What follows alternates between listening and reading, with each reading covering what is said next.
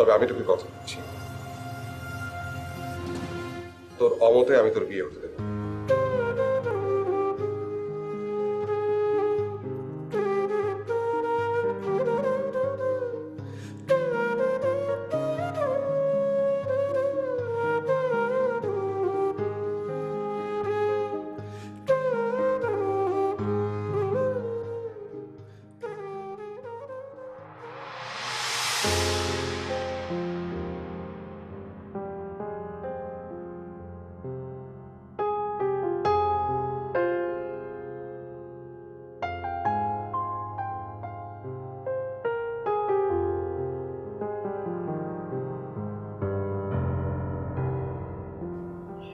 Sir,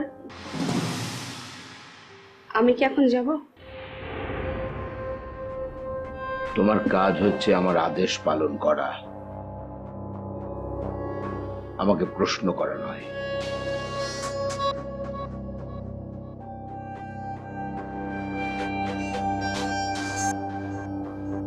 বেশ কিছুদিন ধরেই আমি তোমার মধ্যে একটা পরিবর্তন লক্ষ্য করছি।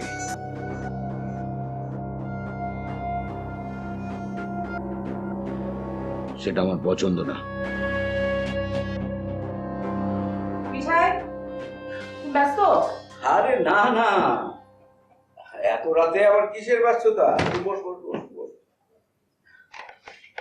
পড়ি তোমার তো কাজ আরেকটু বেড়ে গেল। 1 কাপ না 2 কাপ কফি বানিয়ে নিয়ে এসে কষ্ট করে। হ্যাঁ না, আমাদের তো কফি বানানো কষ্ট করা লাগবে না, আমার এখন কফি দিচ্ছে। আচ্ছা ঠিক আছে, তাহলে আমিও খাচ্ছি না। যাও।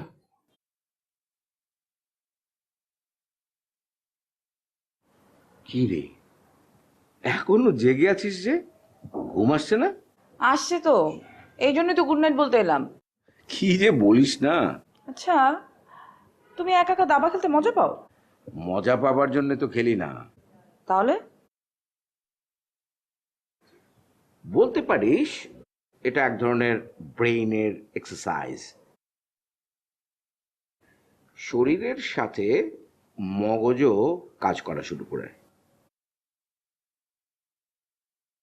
আচ্ছা, আজকে তোর যে বন্ধু এসেছিল ইন্তু, তুই কি সত্যি সত্যি তার ব্যাপারে সিরিয়াস?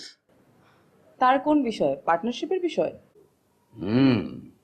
পার্টনারশিপই, তবে শুধু বিজনেস পার্টনার না,